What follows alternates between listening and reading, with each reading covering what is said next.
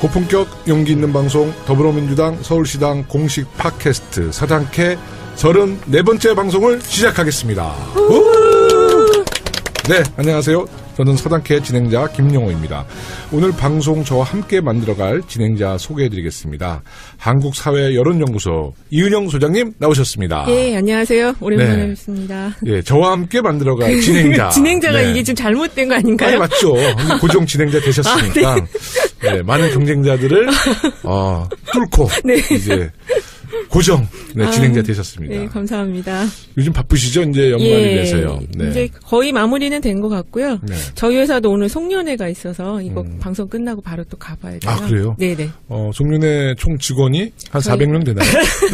네. 네, 그래도 직원들 꽤 있으시죠? 저희 한 15명 정도. 아, 예. 네. 주로 이렇게 송년회 하시다 보면 주로 그래도 정치 얘기 많이 하겠네요. 네, 정치 얘기도 많이 하는데요. 네. 그거보다는 이제 좀 젊은 친구들이 많아서 요새 이제 어떤 생각들을 하는지 특히 결혼하는 친구들이 많아서요. 그런 걸 좀 많이 물어보고 그래요. 그러면 그 송년회가 굉장히 좀 무겁게 진행이 될 것 같아요. 네. 자, 2017년 서당캐의 마지막을 장식해 주실 스페셜 게스트 소개해드리겠습니다. 우리 당의 국민통합위원장이면서 최근에 민하협 신임 대표 상임의장으로 취임하신 김홍걸 의장님 나오셨습니다. 안녕하세요. 네, 안녕하세요. 김홍걸입니다. 네, 축하, 많이 축하. 네, 정말 축하드립니다. 민하협 의장님 취임을 언제 하셨죠? 지난주에 했습니다. 네, 그때 취임식 때 많은 우리 민주진영 분들 많이 오셨죠? 예. 민하협 원래 이제 멤버이시던 분들도 많이 오시고, 네. 또 과거에 이제 우리 민주당이나 네. 민주화 운동 쪽에서 헌신하셨던 분들도 많이 와주셨고, 네. 예, 또 우리 당 의원들도 몇 분 와주셔서 네. 아주 성대하게 잘 치렀습니다. 그러니까 이명박 박근혜 정부 때도 민하협이 있었죠? 있기는 있었죠. 근데 네. 유명무실하게 만들어버렸죠. 특히 홍사덕 의장, 전임 의장께서 처음에 이제 부임했을 때는 의욕적으로 뭘 해보려고 하셨어요. 근데 박근혜 그 당시 대통령이 통일 대박 이 얘기를 하지 않았습니까? 근데 그 소리를 듣고 이분이 잘못 해석을 하신 거예요. 아, 이제 평화 통일을 위한 뭘 좀 해도 된다는 소린가 보다 했는데 사실은 박근혜 씨의 그 속셈은 그냥 나는 아무 노력도 안 하고 북한이 망해가지고 그렇죠. 내 손에 똑 떨어지는 흡수 통일이 됐으면 참 좋겠다.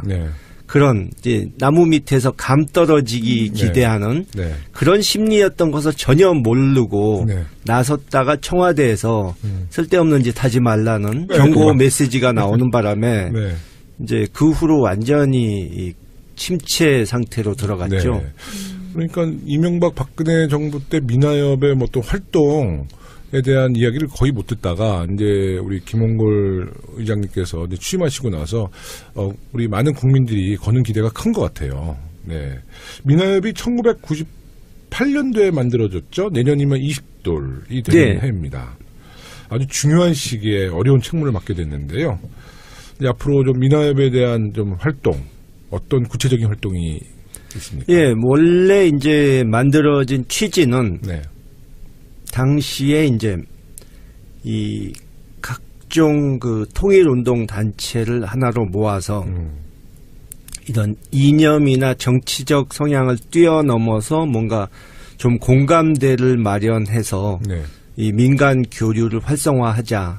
또 정부 대 정부 간의 대화가 안 되니까 민간에서라도 뭔가 물꼬를 터보자. 그런 취지에서 저희 아버지께서 민하협을 만들도록 지금 계신 그 당시 통일부 분들하고 또 지금 우리 당에 계신 서른 의원 이런 분들을 내세워서 이렇게 시작하신 건데 역사가 반복이 되는지 20년 만에 또 비슷한 상황이 돌아와서 또 민하협이 역할을 민간 교류에서 역할을 좀 해야 될 때가 아닌가 그 생각이 듭니다. 그러면 첫 번째 하셔야 될 일이 평창 동계올림픽에 북한 참여 이 문제도 사실 민간 교류를 통해서 적극적으로 저희가 그 북한 선수들 평창 올림픽에 참여해서 좀 평화 올림픽으로 가는 길을 만드셔야 될 텐데 지금 뭐 구상하신 게 있나요? 예, 일단 뭐 국내적으로는 평창 동계올림픽을 전후해서 이런 평화연대 회의 이런 것을 계획하고 있고요.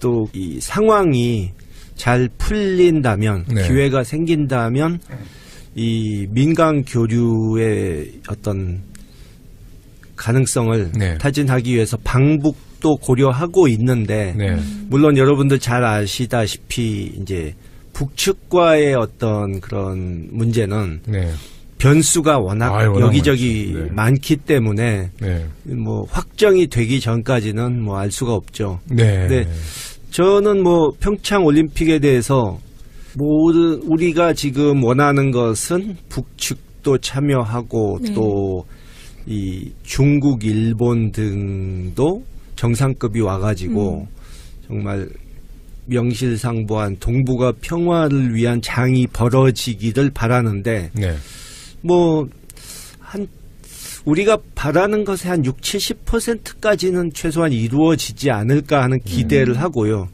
얼마 전에 뭐 보도가 났는데 뭐 북한의 리수용 그분이 평창 올림픽을 그 방해하고 분위기를 깰 생각은 없다. 우리가 평창 올림픽에는 뭐 참여를 못할지도 모르나 패럴림픽은 참여할 의사가 있다는 식으로 이 어떤 그런 사인을 보내서 그래도 긍정적으로 볼 수 있지 않나 일단은. 근데 앞으로 물론 제일 중요한 건 김정은 신년사에서 그 북한 김정은 위원장의 신년사에서 어떤 내용이 나오는가 또 그거에 대해서 또 우리와 미국이 어떻게 또 대처를 잘하는가 그거에 달려 있지 않을까. 김홍걸 의장님께서 그 김정은을 만났잖아요. 그렇죠. 김정일 6년 전에 사망했을 때 딱 6년 됐습니다. 조문을 갔기 때문에 김정은이가 그 우리 김홍걸 의장님의 어떤 메시지를 전달하면 자기 아버지 조문을 왔었는데 무시할 수는 없다. 뭐 북한에서는 그런 점에 이제 상당히 의미를 부여하기는 하죠. 우리 김일성, 김정일, 김정은 이 세 그 당 그쪽의 지도자로 이어지는 이 그 유훈 통치가 되는 나라니까. 그래서 한번 좀 메시지를 잘 전달하시고요. 저 방북할 때 저도 좀 듣고 저도 거기 북한에 저 북경대 우리 동문들 북한 동문들이 많아요. 북한을 좀 잘 아는 사람이 가야 돼요. 김홍걸 박사님, 김용. 저 이윤영 소장님도 저도 데려가 주세요. 이윤영 소장님이 여기서 북한 사람 안 나라면 이제 고정관청으로 또 찍히게 되니까 북한 사람 아는 사람 없죠. 탈북자 말고는. 저 여론조사도 좀 가서 하게 좀 데려가 주세요. 거기 무응답 많이 나올 거예요. 무응답이 많이 나올 거예요. 이윤영 소장님 최근에 그 남북 간의 민간교류 필요성에 대한 여론조사 진행한 것이 있나요? 이게 딱 민간교류 필요성으로 조사한 건 없고요. 지난 국민일보가 엠브레인에 의뢰해서 12월 3, 4일 날 전 국민 1,015명 대상으로 조사한 게 있는데요. 그 북핵 문제를 해결하기 위해서 정부의 대응 방향이 어떠해야 되느냐 이거 이렇게 물어봤는데 대화 협상을 통해 평화적으로 해결해야 한다는 게 63.5%였고요. 63.5%. 그리고 군사적 해법 등 강경책으로 대응해야 한다라는 거는 32.1%로 좀 적게 나왔어요. 그래서 국민들께서 어쨌든 대화 협상을 통해서 지금 문제를 좀 평화적으로 해결해야 한다라고 보고 계시기 때문에 이러한 방법론으로 민간 교류가 이루어지면 거기에 대해서 공감을 많이 하실 것 같아요. 근데 여기서 이제 약간 지금 조금 이제 좀 주의 깊게 봐야 되는 게 20대 젊은 층 같은 경우는 그 평화적인 해결보다는 조금 이제 좀 강경책으로 대응해야 한다는 게 다른 연령대보다 좀 높았거든요. 20대. 이거 왜 그럴까요?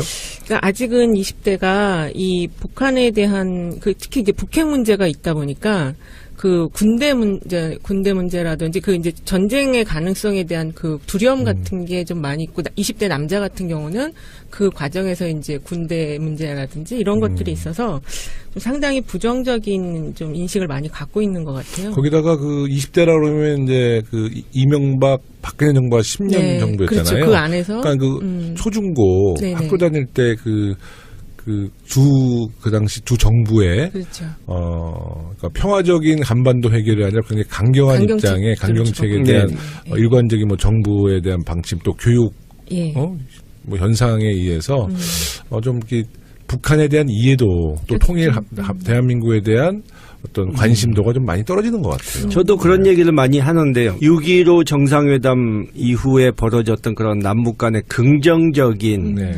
그런 장면을 보고 자란 세대가 아니기 때문에 그러니까 부정적인 것만 지난 10년 동안 그렇죠. 많이 보다 보니까 좀 그렇게 된 면이 있고 조금 전에 전쟁의 두려움 때문이었다고 그러셨는데 제가 보기엔 전쟁에 대한 두려움이 없어서 오히려 전쟁이 얼마나 무서운지를 실감을 하지 못해서 그 전쟁이 그 컴퓨터 게임처럼 쉽게 그렇게 적을 격파하고 끝낼 수 있는 걸로 쉽게 생각한 것 아닌가. 그러니까 강경론을 주장하는 분들이 노년층이 됐던 청년층이 됐던 만약에 지금 뭐 너희 이웃에 포탄이 떨어지고 희생자가 나는 그런 상황이 돼도 이 군사적 해결책을 원하느냐 이렇게 물어본다면 얘기가 다르지 않을까 그렇게 생각합니다. 네. 앞으로 20대에 대한 그런 홍보 활동이나 그런 좋은 인식을 가질 수 있는 활동을 많이 하셔야 될 것 같아요. 뭐 정말 통일 없는 대한민국의 미래는 없다고 봐야죠. 그렇죠. 우리 정말 5천만 국민들 모두가 이제 통일이 우리의 또 염원이고 또 통일을 이뤄내기 위해서 뭐 인내도 필요하지만 또 우리 국력도 키워서 좀 자주적인 통일 꼭 좀 우리가 좀 이뤄냈으면 하는 바람이고요. 이제 정치 현안에 대한 이야기도 좀 시작해 보겠습니다. 어제 2015년 한일 위안부 합의의 과정을 검토한 위안부 합의 TF가 5개월간의 조사 결과를 발표했어요. 합의 당시에 제기되었던 의혹들이 대부분 사실로 드러나서 많은 국민들이 좀 충격에 휩싸였습니다. 그때 뭐 한참 합의문 나왔을 때 뭐 이면 합의에 대한 의혹 제기가 많이 나왔는데 그렇죠, 뭐 당시 청와대나 박근혜 정부 때 청와대나 뭐 윤명세 장관이 공개적으로 이면 합의 없다. 뭐 자신 있게 얘기했었거든요. 근데 지금 이면 합의에 대한 내용들이 지금 나오고 있어요. 우리 뭐 전 사실 예상했었어요. 이면 합의가 있었을 것이다. 저도 마찬가지고요. 뭐 저는 너무 예상했던 내용이라 충격은 아닌데 다시 한번 정말 우라통이 터지는 어떻게 이럴 수가 있나. 그러니까 이 위안부 합의를 이렇게 일본에게 덥석 줘버린 바람에 이 다시 돌이키기도 쉽지 않고 정말 대못을 박아버리고 사라진 거 아닙니까? 그러니까 정말 국민 입장에서 기가 막히는 일이죠. 그 이면 합의에 대한 주요 내용 우리 이은영 소장님 일단은 그 주장한 것과 관련해서 일본 정부 책임을 법적 책임으로까지 끌어내지 못한 점이 있었고요. 그다음에 이제 공식적인 사과가 아닌 점이 또 있고, 그다음에 그 최종적 불가역적으로 해결될 것이라고 했는데 사실은 그게 좀 양국 간의 그 인식 차이가 좀 있는 부분이 있고요. 이런 것들 좀 될 수 있을 것 같아요. 그러니까 뭐 일본 측에서는 한국 정부가 앞으로 성노예라는 단어를 쓰지 않기를 좀 희망한다. 뭐 이런 내용도 좀 있었던 것 같고요. 뭐 소녀상 문제도 소녀상 문제도 더 이상 이제 거론하지 않았으면 한다라는 이야기도 나왔고, 또 박근혜 정부에서 그 당시 그 위안부 문제를 유네스코에 등록하려고 추진하다가 또 중간에 그것도 포기하거든요. 뭐 이런 문제도 이면 합의에 영향이 미쳤다는 이야기도 나오고요.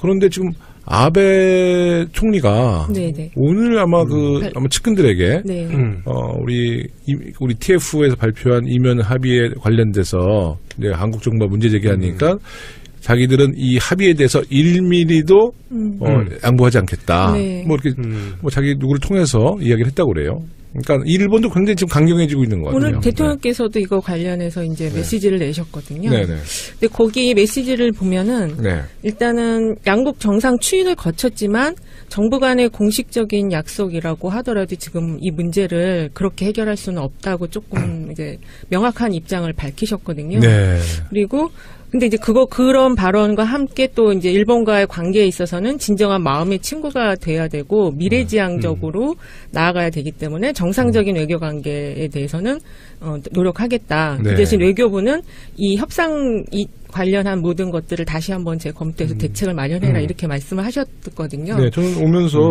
그 트위터를 보니까 문재인 대통령이 트위터에 직접 글을 남기셨더라고요. 위안부 TF의 조사 결과 발표를 보면서 대통령으로서 무거운 마음을 금할 수 없습니다. 2015년 한일 양국 정부 간 위안부 협상은 절차적으로나 내용적으로나 중대한 흠결이 있었음이 확인되었습니다. 역사에서 가장 중요한 것은 진실입니다. 진실을 외면한 자리에서 길을 낼 수는 없습니다. 이렇게 글을 또 남기셨어요. 사실 그 위안부 할머니 문제는 우선 이제 그냥 기본적으로 일본에 진정 어린 사과가 없었고, 그렇죠. 이 사과 없는 용서가 어디 있냐는 거죠. 또 위안부 할머니들도 이 문제에 대해서 동의해주지 않고 있잖아요. 그러니까 이것은 사실 우리 정서, 국민의 정서뿐만 아니라 그 할머니들에 대한 우리 정부의 사실 그 예의도 아니죠. 너무 일방적이었다는 거죠.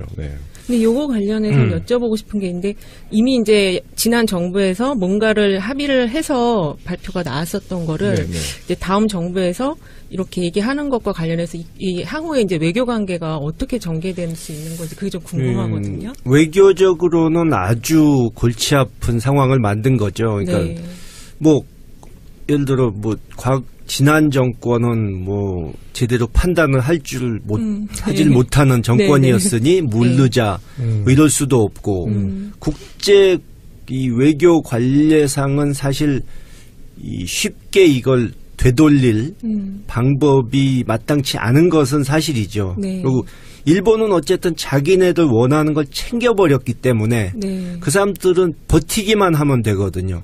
그러니까 최근에 이 대중관계, 대일관계를 비교하면 참 어떻게 보면 이상한 모습이 됐는데 중국은 사드 배치 문제로 우리에게 상당히 서운해하고 뭐 제재도 하고 했는데 그래도 뭐 어쨌든 못마땅한 걸 참고 아무래도 그래도 한중 관계가 이렇게 가서는 안 되겠다는 생각을 하고 이 문재인 대통령을 국빈 방문하도록 하고 이제 관계 개선 방향으로 일단 돌렸는데 반대로 이제 가해자 측이었던 일본이 지금은 우리에게 오히려 큰 소리를 치는 저 사람들은 뭐 한번 합의해 놓고 바꾸자고 하니 이게 상식적으로 돼 있을 수 있는 얘기냐 하면서 국제사회에다가 이 한국이 마치 한심한 사람들이란 식으로 얘기를 하고 뭐 지금 제가 외교관 한 분한테 듣기로는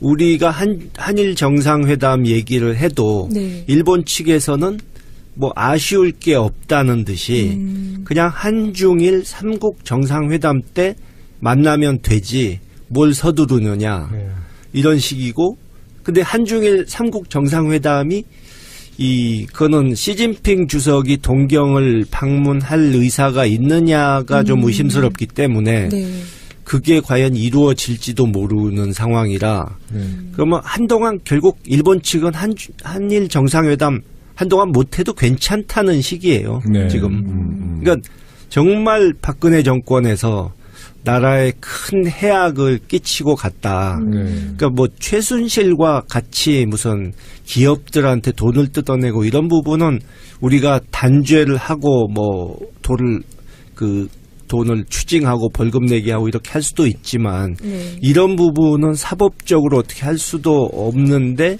사실은 나라에는 더 큰 해를 끼친 거거든요. 그렇죠. 박근혜 대통령이 정말 이 국가에 너무나 큰 피해를 줬는데 뭐 아까도 제가 어디 보도를 보니까 그 개성공단 폐쇄도 그것도 대통령이 구두로 폐쇄시켜 그랬더니 그냥 안보실장이 통일부 장관에 전화해서 폐쇄시켜라. 통일부 장관은 단계별로 네. 폐쇄시켜야 된다. 대통령이 얘기하는데 이견 달아서 안 된다. 바로 폐쇄시켜라 해서 진행했다는 거예요. 그것이 정말 나라다운 나라가 아니지 않습니까? 네. 아까도 언급했다시피 이면 합의를 우리 정부에서는 굉장히 철저하게 은폐를 했는데 네. 그 당시 이면 합의 이후에 우리 정부가 좀 위안부 문제와 관련해서 국제사회의 행동이 많은 변화가 있었잖아요. 아까 네. 언급했던 것처럼 유네스코. 위안부 피해자 네. 기록물의 유네스코 등재 사업에 대해서도 정부가 지원을 중단하고 말이죠. 네. 도저히 이해가 안 되는 거예요. 네. 네. 그러니까 그 당시에 뭐 다들 이면 합의 있었다고 의심한 것이 네. 합의 내용에 대해서 이렇게 당당하게 밝히지도 못하고 네. 과정도 숨기고 뭐 했기 때문에 네. 뭐 누구든지 수상하게 봤죠. 네. 그때 그 부산의 소녀상도 네. 뭐 네. 기억하시잖아요. 네. 그 시민들이 설치한 소녀상 네. 우리 정부에서 그를 막 그렇죠. 철거하려고 네. 네. 그 학생들 탄압하고 말이죠. 그때도 제가 볼 때 야, 저 경찰이 과연 우리의 경찰인가 싶었어요. 네. 그러니까 이것도 결국은 우리 정부는 박근혜 정부는 이면 합의에 대한 그 어떤 중압감 그렇기 때문에 우리 경찰이 우리 국민을 탄압하는 정말 아주 웃음 뭐 꼴이 됐죠. 이 내부적으로는 뭐 곤란했겠죠. 국민들한테 밝힐 수는 없고 네. 일본 측은 합의했으니까 이행하라고 그러고 네. 음. 박근혜 정부가 왜 이런 굴욕적인 외교를 자꾸 했죠? 그 부분은 정말 미스터리입니다. 제가 정신적인 아까 문제? 예, SNS에 네. 어떤 분이 그런 비슷한 질문을 올리셨길래 제가 네. 답을 그분의 정체와 네. 정신세계에 대해서 정확하게 다 파악한 사람을 아직 만나보질 못했습니다. 예. 이렇게 답을 했는데 네. 정말 상식적으로는 누구도 이해 못하죠, 이건. 그 당시 협상의 책임자였던 윤병세 전 장관이 이제 TF 발표에 대해 반박하면서 네. 1228 합의가 진전된 합의라는 주장을 하고 있어요. 네. 뭐 할 말이 없겠죠. 일단 그렇게 변명이라도 해야지. 그렇죠. 네. 근데 뭐 그동안에 그러면 그렇게 당당하면 네. 그동안에 왜 합의 내용들을 공개를 안 하고 숨겼는지 네. 또 일본 측으로부터 그러니까 이면 합의가 없었다면 일본 측으로부터 이런저런 그 합의 이행 요구를 왜 받았는지 네. 그건 설명을 못 하죠. 그렇죠. 일본도 참 후한무치한 거예요. 아까 말씀하신 것처럼 지금 가해자가 네. 자기들이 지금 정지를 내고 있는데 독일하고 많이 비교되잖아요. 너무 비교되죠. 네. 근데 저는 일본 측보다 네. 일본 측은 원래 그런 사람들이고 또 자기네 이익을 위해서 그런 짓을 한 건데 네. 우리 쪽 당국자들은 도대체 누구의 이익을 위해서 그런 짓을 한 건지 네. 이거 설명이 안 되니까 네. 네. 더 기가 막힌 거죠. 네. 지금 강경화 장관은 위안부 합의의 재검토 의지를 피력했는데, 이제 일본은 이제 거기에 계속 그 한일 관계가 관리가 불가능해질 것이다. 네, 그러면서 네. 또 경고성 발언을 계속 쏟아내고 있거든요. 네. 좀 한일 관계가 앞으로 좀 냉각기를 갖게 될 것 같아요. 네. 우리의 입장은 어떻게 해야 됩니까? 글쎄요. 근데 일단 뭐 기본적인 방침은 뭐 단호하게 갈 수밖에 없겠지만 그것 때문에 한일 관계를 전부 다 포기할 수는 그렇죠. 없는 거니까 예, 예.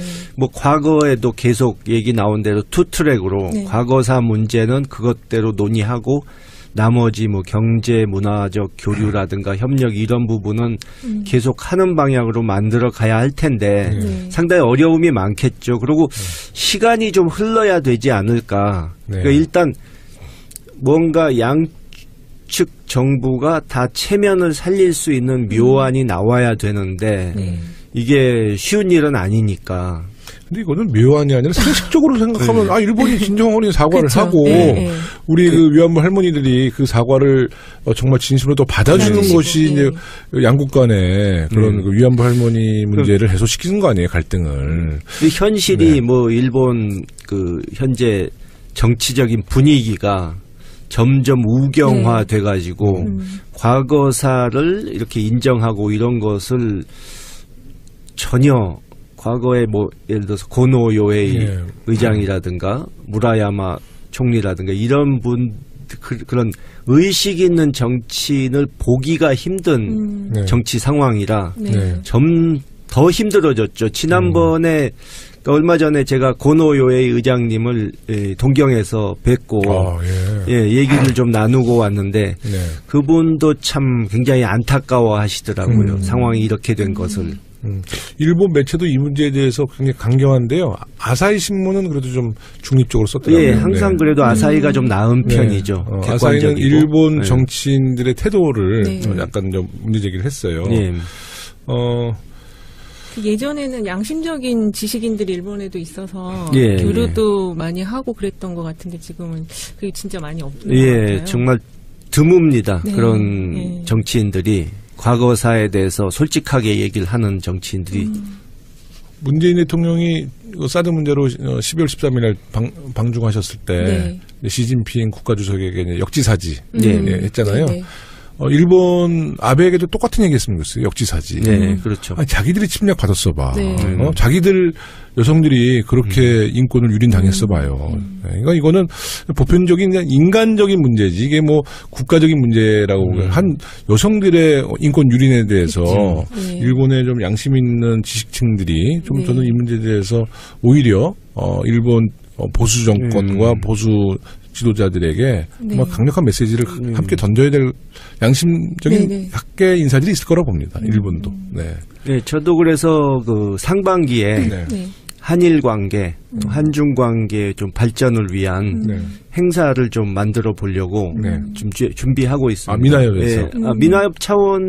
미나협도 물론 끼겠지만 내년이 마침 저희 아버지께서 일본의 그 오부치 총리와 함께 이 한일 관계 발전을 위한 이 김대중 오부치 선언을 하신 지가 20년 되는 해라. 그 당시에 한일 관계가 최고로 좋았거든요. 그래서 다시 좀 그것으로 그 정신으로 되돌아가기 위해서 어떤 이런 포럼 같은 것을 한번 계획하고 있습니다. 김대중 대통령의 일본어 발음이 어떻게 되는지 아세요? 잘 몰라요. 다이쪼. 다이쪼예요? 어디서 뭐 드라마에서 본 거 같아요. 맞아요. 북한하고도 교류를 많이 하셔야 되고 일본하고도 민간 교류를 통해서 먼저 이걸 풀어나가야 돼요. 이러다가 유엔 사무총장 되는 거 아니에요? 박근혜 정부와 함께 이런 굴욕적인 외교를 한 당사자인 그 자유한국당 말이죠. 이번 TF 발표를 두고 정치보복이라고 황당한 주장을 하고 있어요. 자유한국당이 자민당인가? 진짜 어느 나라 정당이에요? 어제 그 기사에 장제원 대변인이 작년 이맘때 했던 이 위안부 합의 이런 거에 대해서 했던 바른정당으로 떠나기 전에 했던 내용을 했던 그 대변인 성명과 지금의 성명 두 가지를 비교해서 이렇게 올렸더라고요. 근데 그 두 가지 성명이 너무 180도 다른 거예요. 작년에 낸 거는 너무 참 옳은 말이고 잘 썼고 금년에 내놓은 것은 황당한 억지 주장만 있고 그래서 야 1년 사이에 이렇게 될 수가 있나 사람이. 자기도 그런 영상 보면 좀 그러니까, 민망하지 않을까요? 그 민망함, 뭐 염치 이런 것을 갖고 있으면 자유한국당에 있을 수가 없습니다. 그걸 버리고 와야 돼요. 절격 사유예요. 그러니까 제가 그 며칠 전에 그 류여해 최고위원 제명 사유 보고 굉장히 웃었거든요. 당의 명예를 실추시키거나 국민 정서와 동떨어진 언행을 보인 자. 그렇게 하면은 거기에 해당되는 분들이 너무 많은데 그렇게 당헌을 그렇게 정해놔도 되는가? 류여해 씨에 대한 여론조사는 아직 없죠. 근데 뭐 여론조사를 같이 인지도가 굉장히 높아졌대요 지금. 외교 위안부 합의에 대해서 자유한국당이 얘기한 걸 들어보면 지난번 적폐 청산 문제 때도 제가 똑같은 말을 했는데 이 자기들이 저질러 놓은 일을 이제 간신히 수습하려고 그러는데 거기다 대고 욕을 해대는 것은 정말 동네 쓰레기를 막 버려놓은 사람이 청소하려고 열심히 일하고 있는데 쫓아와서 그 냄새나고 시끄러우니까 빨리 청소하고 가라고 욕하는 그런 꼴 아닌가요? 네, 맞죠. 이제 우리 자연스럽게 정치 얘기가 좀 나오고 있으니까 네. 임시국회에 대해서 좀 부끄러운 이야기지만 지금 어떻게 되는 네. 거예요, 의원님? 아니, 그 12월 임시국회가 아무런 결과를 내지 네. 못했어요. 네. 정말 우리 여당 국회의원으로서 국민들께 정말 죄송할 뿐이지만 좀 이유가 좀 있습니다. 뭐 잘 아시지만 본회의가 개최 못하는 것은 이제 개원특위의 네, 연장 네, 문제거든요. 네, 그 시기 문제라고 네, 그러는 그러니까 자유한국당이 사실 개헌에 대해서 굉장히 적극적이었어요. 네. 네. 근데 이제 내년 지방선거와 동시투표를 네. 그 당시는 다 분위기가 이제 내년 우리 대통령의 또 공약이셨고 네, 네, 네. 내년 6월에 지방선거에 동시투표를 통해서 개헌을 하자. 네. 예전에 이견이 없었는데 지금 그 자유한국당 자체의 여론이 워낙 지금 낮고 네. 또 국민들로부터 부심받고 네.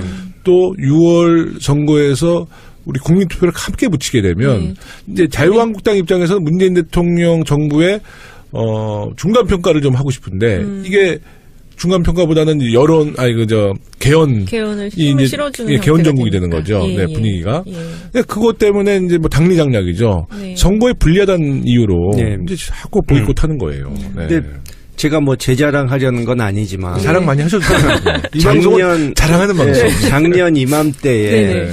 뭐 야당들이 개헌 빨리 하자 네. 대선 전에 할 수 있다 시간이 있다 이러면서 막 개헌이 지상주의처럼 네. 네. 무조건 개헌 뭐 이런 소리를 할 때 네. 제가 그랬거든요. 그 제대로 된 개헌을 해야지 네. 졸속으로 권력 구조만 네. 바꾸는 개헌은 안 하는 이만 못하다. 네. 네. 근데 저 사람들은 권력 나눠먹기 할 수 있는 개헌은 찬성하겠지만 네. 네. 제대로 된 개헌, 정말 네. 국민들이 바라는 내용의 그런 내용이 들어가 있는 개헌을 하자 그러면 네. 그때는 또 딴소리 할 것이다 네. 했는데 그렇게 됐잖아요. 그러니까요. 네. 그러니까 개헌을 하려면 내년 2월까지는 이제 개헌안이 안이 여야 나와요. 합의해서 도출해야 네. 되는데 네. 근데 우리는 2월까지 여야 합의로 개헌안을 도출하자. 네. 자유한국당은 개헌 시점을 그러니까 개헌은 필요하나 네. 개헌 시점을 못 박을 수 없다. 내년 네, 그 지방선거랑 입장이에요. 같이 하면 안 된다는 거죠. 그러니까 근데 솔직히 자유한국당이 그렇게 얘기해야지. 개헌은 필요하나 지방선거 때 네. 그 개헌을 국민투표에 붙이면 우리는 참패하니 네.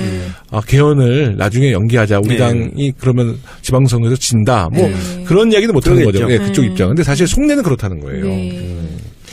근데 아까 이제 김홍걸 의장님 말씀하셨다시피 1년 전 자기들의 발언, 네. 또 현재 발언을 이렇게 영상으로 비교해 보면 정말 우스꽝스럽잖아요. 네. 자유한국당이 얼마 전까지만 해도 개헌을 당장 안 하면 거의 나라가 예.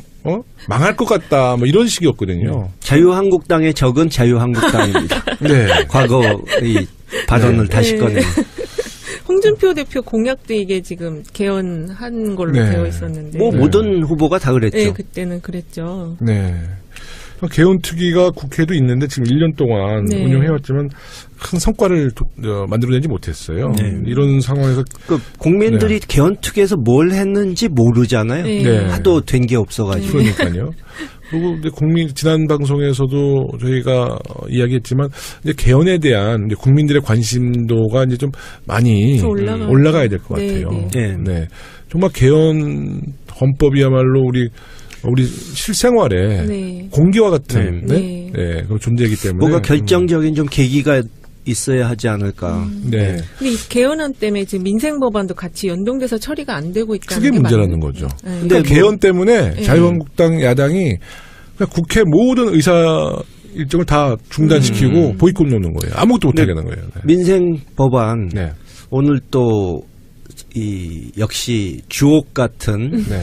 명언 퍼레이드를 지금 이 자유한국당에서 예. 벌리고 있는데 네. 오늘은 또 김성태 원내대표께서 네. 우원식 대표가 민생 법안이라도 좀 빨리 처리하자 이러니까 야당은 국정에 책임이 없다.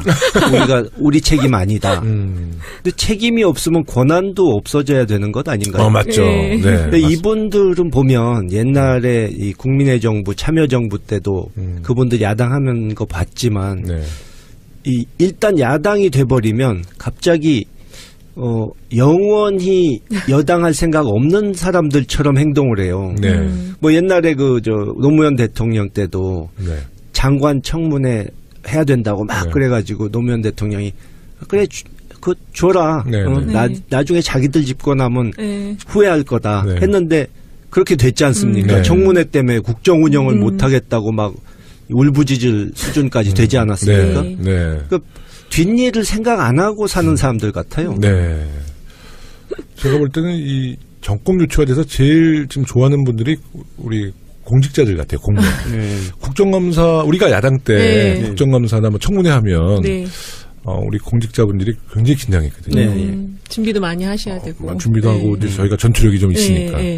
요즘 이제 저희가 여당 되니까 야당 의원들이 사실 전투력이 굉장히 떨어져요. 그리고 굉장히 집을 빨리 가고 싶어하는 약간 신데렐라병 같은 게 좀 있는 것 같아요. 6시 되면 밥 먹어야 되고 빨리 끝내려고 그래요. 지난번에 우리 그 선거관리위원장 청문회 했는데도 우리 야당 때는 늦게까지 했거든요. 근데 고맙게도 그냥 뭐 빨리 끝내자고 해서 그냥 빨리 끝내드렸는데 공무원들은 좋아하지. 그렇죠. 좋아하죠. 국회에서 뭐 이렇게 공격하는 것도 보면 정확하게 표적에 조준해서 쏘는 게 아니고 어두운 데서 그냥 아무데나 난사한 후에 하나쯤 맞겠지 뭐 이런 태도더라고요. 그렇죠. 그래서 이 더불어민주당이 집권하고 이제 자유한국당 야당 이 체계가 우리 대한민국의 미래를 굉장히 밝게 하는 것 같아요. 이 체계가 영원히 가야 될 것 같아요. 공무원들도 안정되고 국가도 안정되고. 그래서 저는 자유한국당이 여당보다는 야당의 역할을 그냥 계속 했으면 좋겠다. 그런 얘기를 좀 하고 싶고요. 그 국회에서 개헌안을 마련하지 못해서 정부안이라도 이제 개헌안을 좀 발의해야 한다는 이야기가 나오고 있어요. 근데 이게 국회에서 정부안이 가도 다시 또 국회에서 통과시켜줘야 되는 거 아닌가요? 그래도 이제 어느 정도 중심은 잡히는 거죠. 개헌안이라는 것이 나오니까. 지금 우리는 개헌안 자체를 도출을 못하니까. 그렇죠. 어떻게 생각하세요? 우리 정부에서도 개헌안을 좀 직접 발의한다고 생각하십니까? 물론 뭐 냈을 때 3분의 2 표를 얻기가 쉽지 않겠죠. 그러나 저쪽에서 그런 식으로 지연작전을 쓴다면 국민들께 제대로 된 개헌안을 일단 보여드리고 그 국민들의 지지를 얻기 위해서라도 한번 시도는 해볼 가치는 있다고 생각합니다. 그러니까 얼마나 답답하면 이런 이야기가 나오겠습니까? 그럼 좀 주제를 다시 국민의당 이야기를 저희가 조금씩 언급하는데 우리 안철수 전문가 김홍걸 의장님 오셨으니까 국민의당 이야기를 제발 내년 6월에는 이 안철수 전문가 안 해도 될 상황이 오길 바랍니다. 안철수 전문가 아니시면 이 서당캐에서 잘 안 불러주실지 몰라요. 현재 국민의당이 전당원 투표가 진행되고 있어요. 이게 통합 반대 측에 가처분 신청이 있었는데 뭐 가처분 신청은 이제 기각된 거죠? 그렇죠. 그래서 투표는 예정대로 진행되고 있어요. 결과는 우리 이은영 소장님 어떻게 예측됩니까? 지금 오늘 5시 투표율이 16.96%였거든요. 근데 저는 이게 지금 보니까 반대 그쪽 이제 통합 반대하는 의원님들이 적극적으로 홍보를 하고 있는데도 나쁜 투표. 나쁜 투표. 참여하지 말자. 근데도 이 정도면 지금 높은 수준이라고 보시더라고요. 그래서 제 생각엔 어쨌든 이게 결론은 통합하는 걸로 가지 않을까. 그렇게 이상한데 지금 전문가.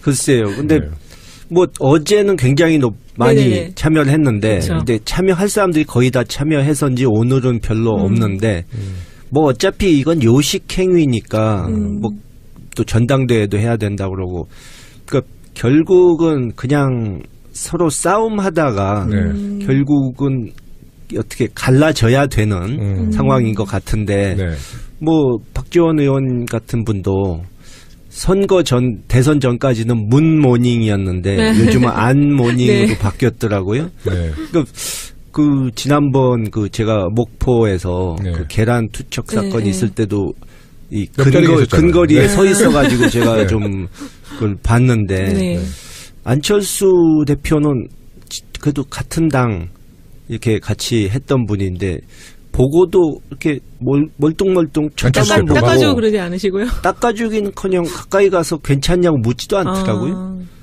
미소를 짓진 않았죠.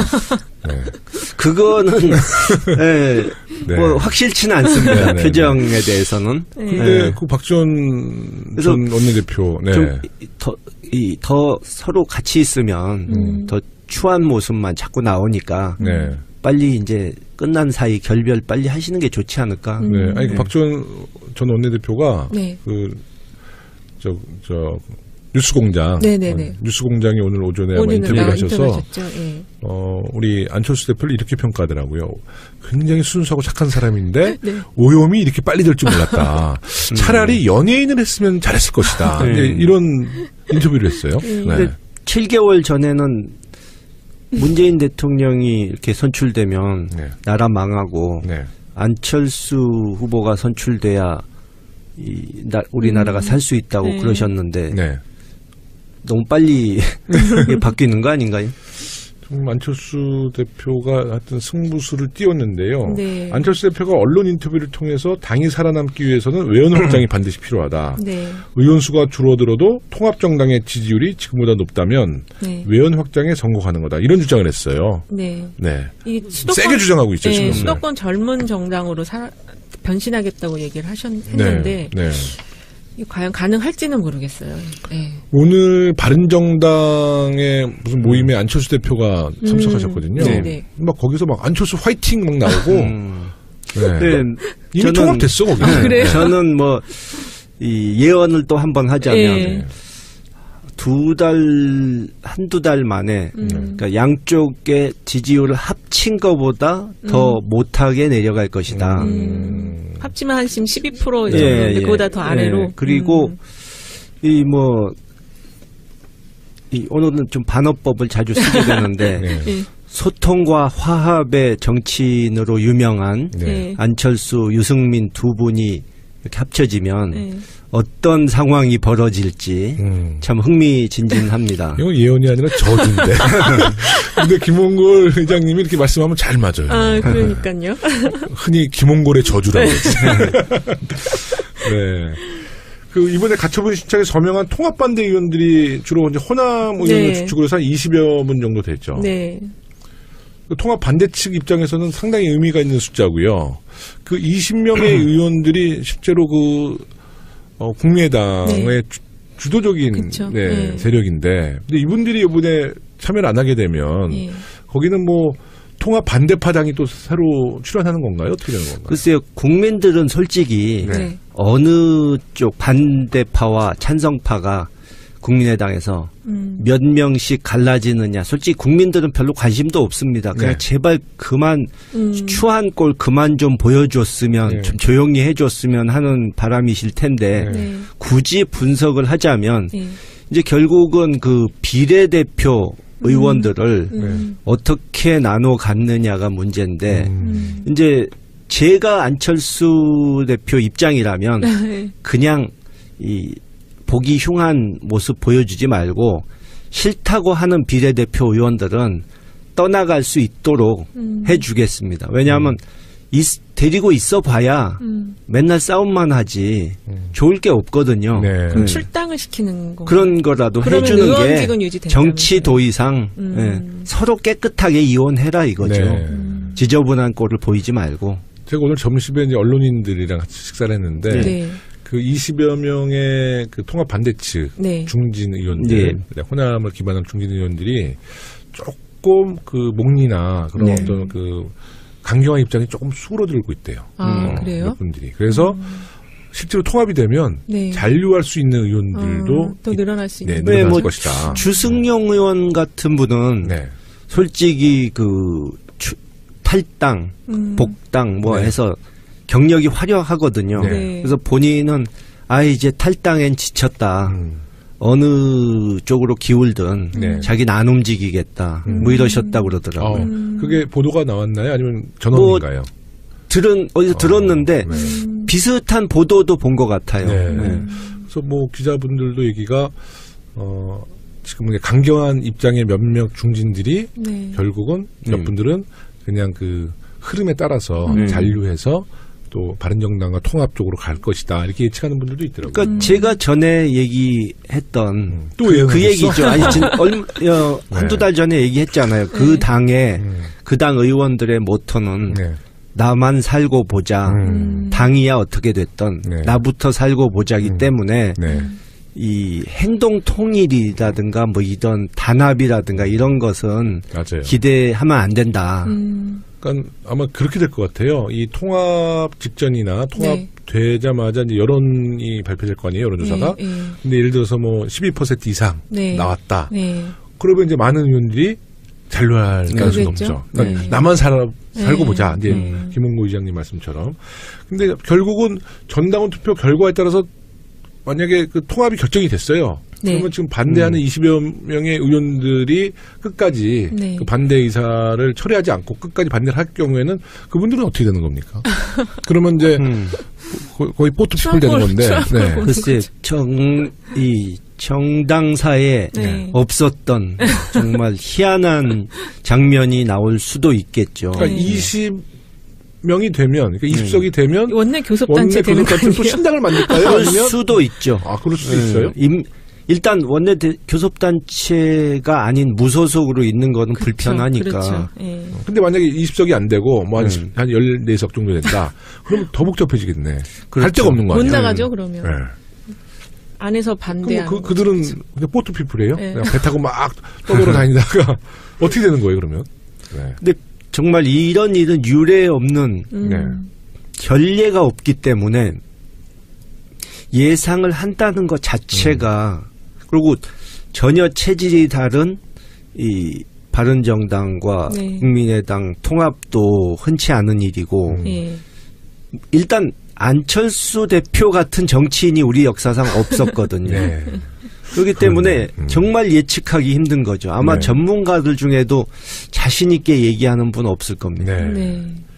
바른정당도 이제 자한당으로 또 복귀하는 세력이 또 있을 거예요. 그러니까 이게 바른정당은 그 지역의 기반 때문에 뭐 영남 이런 기반 때문에 바른정당의 의원들도 자한당으로 복귀하려는 세력이 있고 그렇죠. 국민의당은 또 바른정당으로 복귀하는 세력이 있어서 이게 다 이렇게 꼬여 있는데 국민의당도 민주당으로 올려는 분도 있지 있죠. 않을까요? 있는데 그렇죠. 이 지금 이 안철수, 유승민 그 두 의원의 지금 생각은 2등을 하겠다는 거지. 지금 자한당을 밀어내고 자기들이 2등하겠다는 거지. 그 홍준표 대표가 점점 이 자유한국당 지지 세력을 아주 극우만 남도록 이렇게 자꾸 만들어 가니까 외연 확대는 전혀 안 되고 하니까 보수 쪽에서 이탈이 많다 이렇게 보고 그쪽을 우리가 다 끌어오자 하는 그런 계산이 있는 것 같은데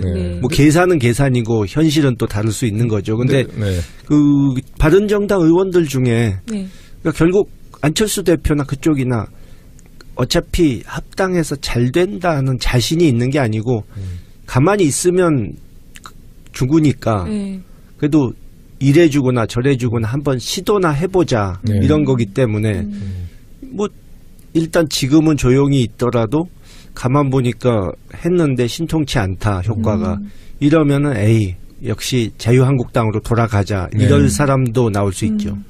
그 홍준표 대표가 굉장히 극우 성향이지만 또 이제 극우 정당을 말은 뭐 신보수 만들겠다고 근데 극우 정당을 표방하잖아요. 근데 홍준표 대표가 자기 같은 극우를 만나면 그러니까 그게 바로 유효잖아요. 자기가 감당을 못하는 거예요. 내쫓잖아요, 그냥. 그러니까 이 극우가 통제와 관리하기가 어렵다는 걸 모르는 것 같아요. 하여튼 홍준표 대표 뭐 잘 극우 정당 잘 만드시길 바라겠고요. 그 국민의당 바른정당이 합친 이제 새 정당이 지방선거에서도 이제 성과를 좀 낼 수 있을까 또 이런 이야기들을 하는데 이제 아까 언급했다시피 지금 2위 싸움이거든요. 그러니까 영남에서는 그 새로운 정당이 이제 1위를 좀 해서 몇 군데 좀 지방선거에 성과를 내고 싶어하고 또 수도권에서는 기초의원들이 뭐 주로 중대선거구제니까 거기서도 이제 몇 석을 좀 만들어내겠다 이런 의지 아니겠어요? 그렇죠. 굉장히 복잡합니다. 복잡한데 이번에 보니까 그 지난번에 계속 얘기했던 홍정욱 그 전 의원이 불출마 선언을 했어요. 그리고 홍준표 대표가 영입하려는 그 안대희 대법관도 불출마하겠다고 해서 장재영 의원 친형 거기도 그렇고 그래서 전체적으로 지금 지방선거 전략에 이제 한국당 쪽이 좀 빨간불이 켜졌거든요. 네.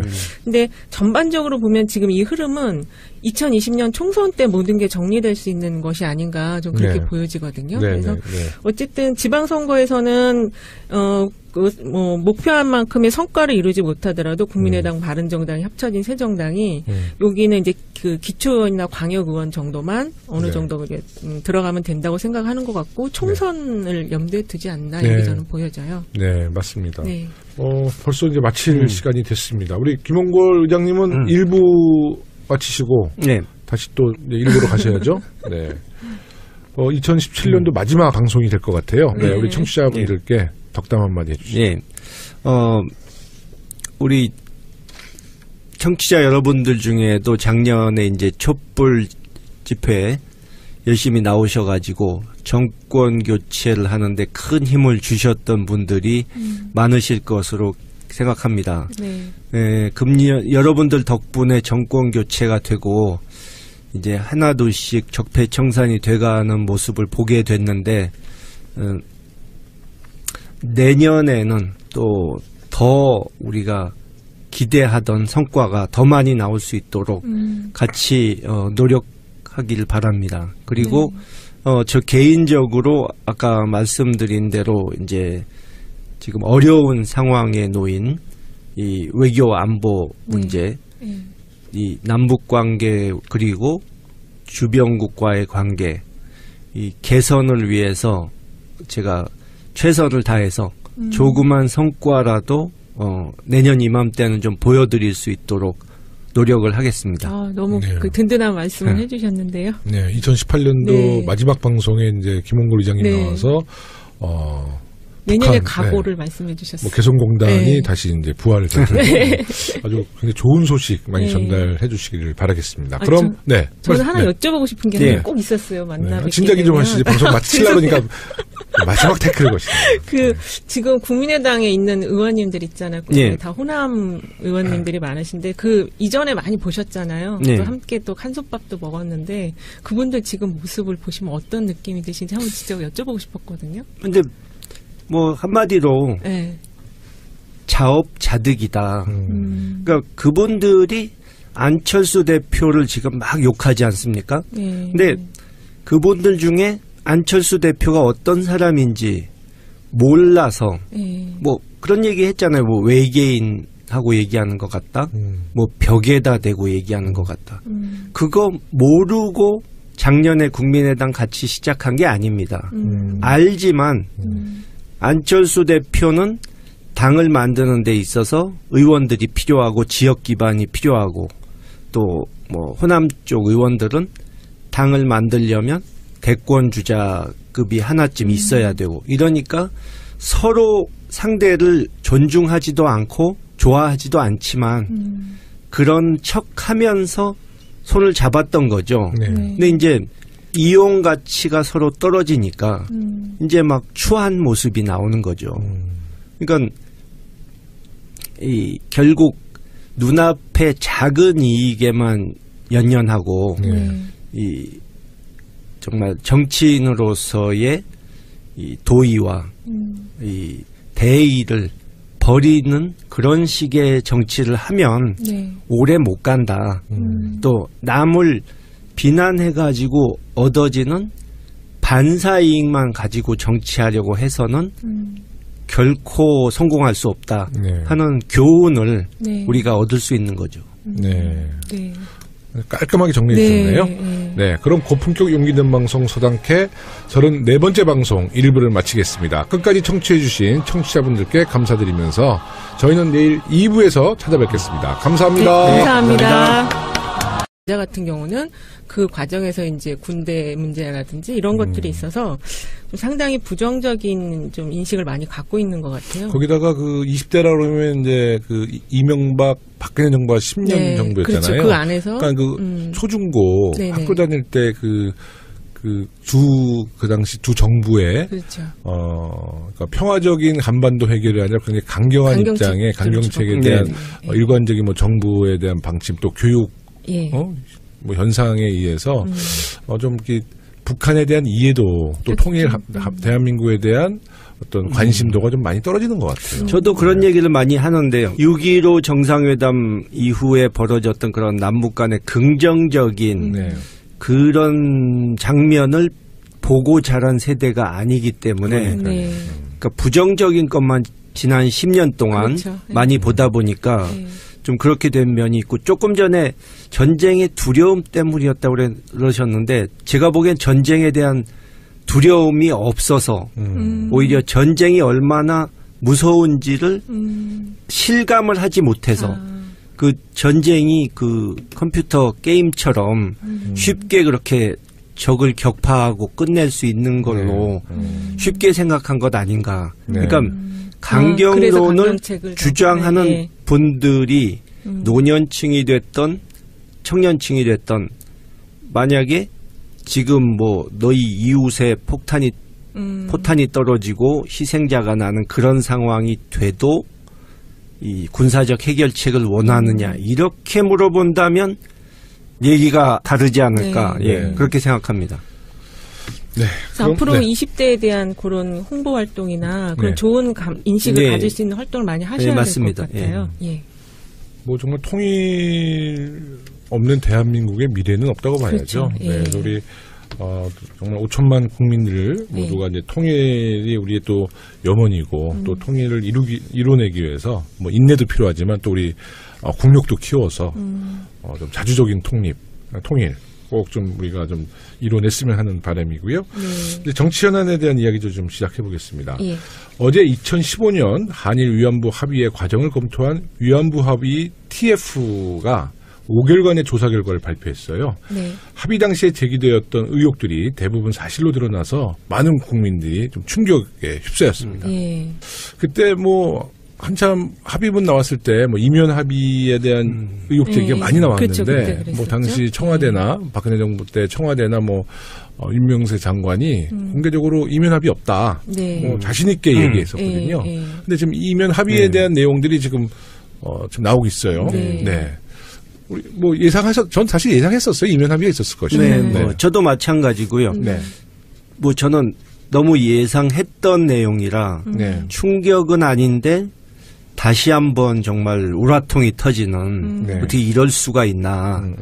그러니까 이 위안부 합의를 이렇게 일본에게 덥석 주어버린 바람에 이 다시 돌이키기도 쉽지 않고 정말 대못을 박아버리고 사라진 거 아닙니까? 그러니까 정말 국민 입장에서 기가 막히는 일이죠. 그 이면 합의에 대한 주요 내용 우리 이은영 소장님 일단은 그 주장한 것과 관련해서 일본 정부 책임을 법적 책임으로까지 끌어내지 못한 점이 있었고요. 그다음에 이제 공식적인 사과가 아닌 점이 또 있고, 그다음에 그 최종적 불가역적으로 해결될 것이라고 했는데 사실은 그게 좀 양국 간의 그 인식 차이가 좀 있는 부분이 있고요. 이런 것들 좀 들 수 있을 것 같아요. 그러니까 뭐 일본 측에서는 한국 정부가 앞으로 성노예라는 단어를 쓰지 않기를 좀 희망한다. 뭐 이런 내용들이 좀 있었던 것 같고요. 뭐 소녀상 문제도. 소녀상 문제도 더 이상 이제 거론하지 않았으면 한다라는 이야기도 나왔고, 또 박근혜 정부에서 그 당시 그 위안부 문제를 유네스코에 등록하려고 추진하다가 또 중간에 그것도 포기하거든요. 뭐 이런 문제도 이면 합의에 영향이 미쳤다는 이야기도 나오고요. 그런데 지금 아베 총리가 오늘 아마 아마 측근들에게 우리 TF에서 발표한 이면 합의에 관련돼서 한국 정부가 문제 제기하니까 자기들은 이 합의에 대해서 1mm도 양보하지 않겠다. 뭐 이렇게 뭐 자기 누구를 통해서 이야기를 했다고 그래요. 그러니까 일본도 굉장히 지금 강경해지고 있는 것 같아요. 오늘 대통령께서도 이거 관련해서 이제 메시지를 내셨거든요. 근데 거기 메시지를 보면은 일단은 양국 정상 추인을 거쳤지만 정부 간의 공식적인 약속이라고 하더라도 지금 이 문제를 그렇게 해결할 수는 없다고 조금 이제 명확한 입장을 밝히셨거든요. 그리고 근데 이제 그런 발언과 함께 또 이제 일본과의 관계에 있어서는 진정한 마음의 친구가 돼야 되고 미래지향적으로 나아가야 되기 때문에 정상적인 외교 관계에 대해서는 노력하겠다. 네. 그 대신 외교부는 이 협상 관련한 모든 것들을 다시 한번 재검토해서 대책을 마련해라 이렇게 말씀을 하셨거든요. 네, 저는 오면서 그 트위터를 보니까 문재인 대통령이 트위터에 직접 글을 남기셨더라고요. 위안부 TF의 조사 결과 발표를 보면서 대통령으로서 무거운 마음을 금할 수 없습니다. 2015년 한일 양국 정부 간 위안부 협상은 절차적으로나 내용적으로나 중대한 흠결이 있었음이 확인되었습니다. 역사에서 가장 중요한 것은 진실입니다. 진실을 외면한 자리에서 길을 낼 수는 없습니다. 이렇게 글을 또 남기셨어요. 사실 그 위안부 할머니 문제는 우선 이제 그냥 기본적으로 일본에 진정 어린 사과가 없었고, 그렇죠. 이 사과 없는 용서가 어디 있냐는 거죠. 또 위안부 할머니들도 이 문제에 대해서 동의해주지 않고 있잖아요. 방해하고 분위기를 깰 생각은 없다.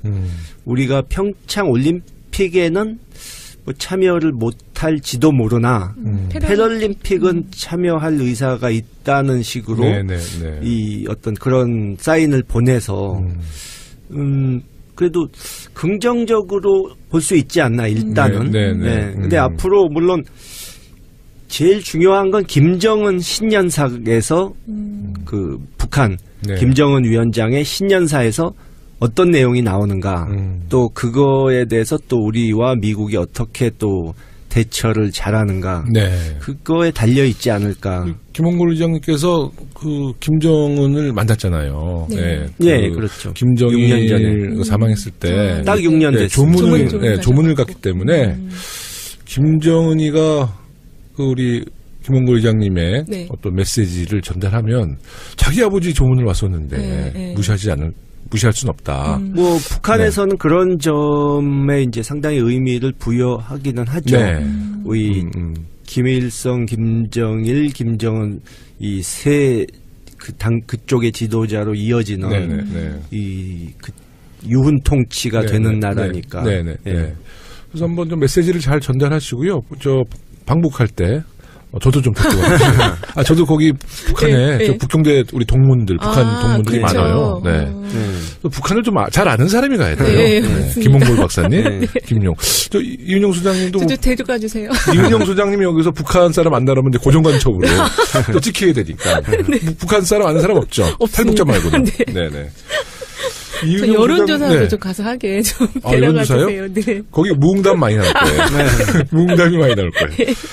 이윤정 소장님 최근에 그 남북 간의 민간교류 필요성에 대한 여론조사 진행한 것이 있나요? 이게 딱 민간교류 필요성으로 조사한 건 없고요. 지난 국민일보가 엠브레인에 의뢰해서 12월 3, 4일 날 전 국민 1,015명 대상으로 조사한 게 있는데요.